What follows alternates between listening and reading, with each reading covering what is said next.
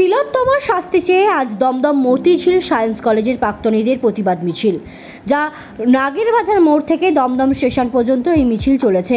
এই মিছিলে মতিঝিল কলেজের প্রাক্তনীদের বয়সের ভেদাভেদ ভুলে গিয়ে সবাই একত্রে তিলোত্তমার জাস্টিস চাইছে। তাদের একটাই উদ্দেশ্য, যেন দোষীরা শাস্তি পায়।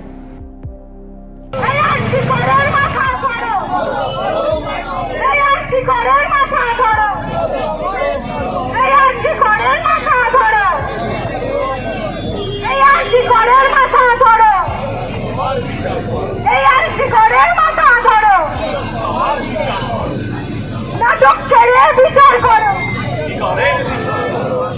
নাটক ছেড়ে বিচার করো, এই নাটক ছেড়ে বিচার।